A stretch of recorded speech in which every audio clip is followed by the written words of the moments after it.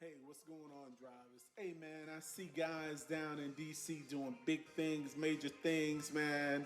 I mean, you talk to the chief of staff, Mark Meadows, for the president of the United States. I saw a few Marines. I saw a few truck drivers the other day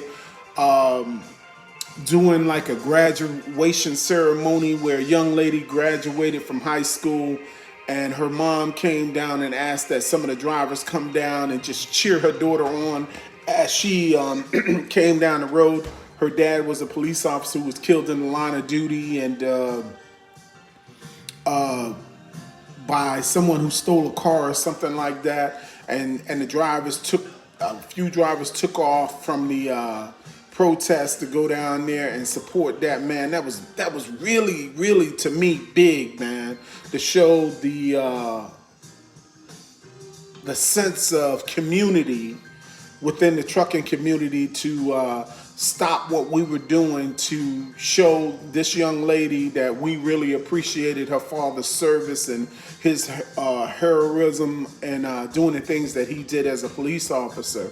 And then I turn on the Facebook today, man, and yesterday a little boy had a birthday, and a driver picked him up and took him in a big shiny Peterbilt, man. And when he got down to the end, there was a bunch of fat truck drivers down there singing happy birthday and one playing a guitar, man.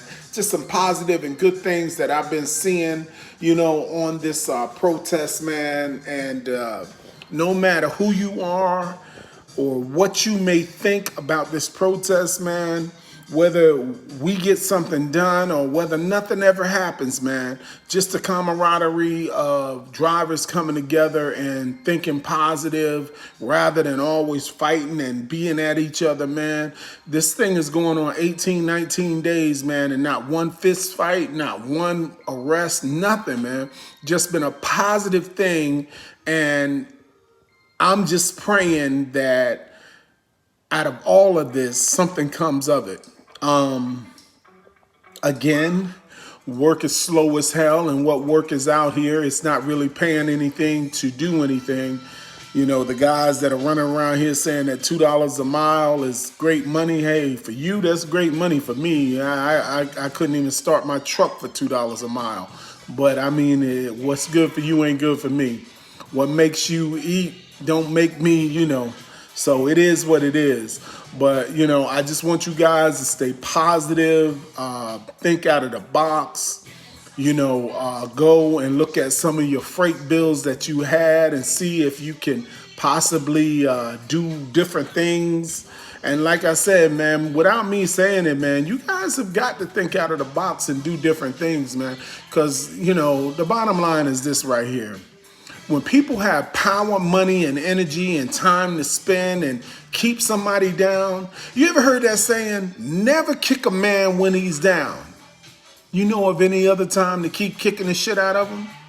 Well, that's what's going on with us in the trucking industry. And why would anybody stop kicking us unless we got tired of it and grabbed his damn foot and broke it and twisted his ass down on the ground and then put our foot on his throat? So with that being said, you guys have got to think out of the box, man, and don't sit there and let your authority be wasted and go to the wayside and you not be able to carry on with your career and doing what you want to do, man. Most guys have never really had too much, never really had the opportunity to be a business owner or someone who has something that's really worthwhile. And anything that's worthwhile of having is worth fucking fighting for. And I don't want any of you drivers to give up on your hard work and dedication to this industry, man, and getting that truck, that trailer, your authority, and everything that there is about being this great truck driver that you're trying to be or have been. So you guys keep fighting and pushing and struggling to keep your truck and trailer and your authority, man, because this too shall pass. It will. It'll pass. And I just hope and pray that at the end, all of us will be standing there all together in a brotherhood, arm in arm, shoulder to shoulder, eye to eye, looking at one another to say, look how far we come. Look at all the minefields we had to cross just to get to this point. So the guys down in DC, man, hey, look, man, my hat's off to you, man. You guys have, every time I look on Facebook, man, you're impressing me more and more and more and more. I never forget when I told a couple of people I was going down to DC to start protesting, and the first thing came out of their mouth was, oh man, you wasting your time. Why would you waste your time, fuel, energy, money, yada, yada, yada. And look at it now, man.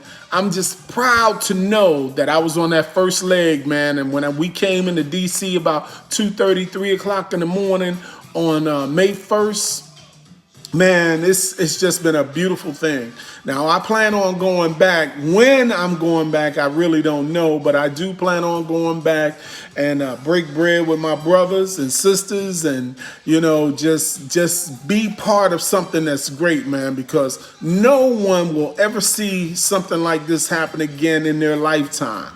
So these are the times and the opportunities that you guys should be down in DC or down in your state or wherever you are, letting everyone be aware of what's going on in the trucking industry and how truck drivers are constantly gouged. Now, we could get into the conversation of this is a free market.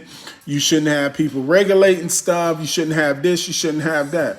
Well, if I'm being regulated, why the fuck shouldn't you be regulated? If somebody's telling me that I can't drive but X amount of hours a day, why the hell shouldn't somebody tell you how much money you should make, or that you shouldn't take a certain amount of money over the amount of money that you made when you booked the load with your customer? I mean, it's just economics here, man, and economics is what it is.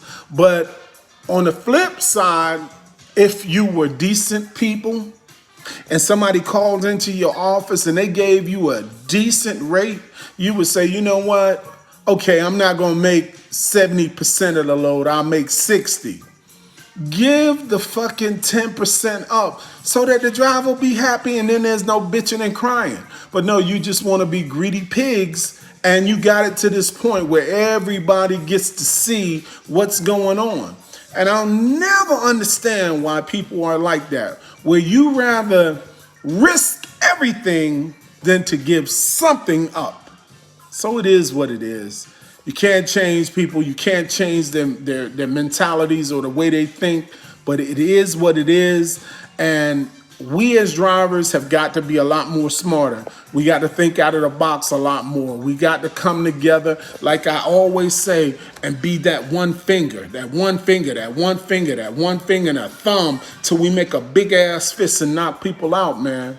And no matter what you think on how you can't change this industry, listen, there was a Hispanic guy named Rick Santiago who went up and said, you know what, we're going to go to DC and we're going to go up there and we're going to raise hell with a few ragtag truck drivers, and we're going to blow horns and park on the side of the White House without a permit. Because remember, when we went to DC, they didn't allow us to get a permit because of the pandemic that was going on. They said you can't have a permit. And the Metropolitan Police Department said, we can't give you a permit, but we can't stop you from going and parking on the sides of the streets and doing whatever it is that you want to do. It's legal parking spots. I take my hats off to the Metropolitan Police Department for not really enforcing and making people move and leave the area.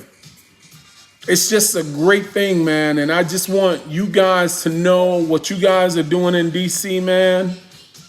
Man, hands down, man. You are the truckers' angels on the road, man. And man, that's what I love to see. That's what I love to do. And you know what I always say, man, this is truckers' life. Oh yeah, by the way, before I end this, I see that there's a lot of brokers checking me out. I see that there's a lot of trucking companies checking me out. And they listen and they watch my videos. Hey man, let me say this to you. If you're a broker, if you're a trucking company that gives out freight to some of these owner-operators, independent owner-operators, man, be fair about what you're doing, man. Why risk what you have because you want it all when you could just share some of it?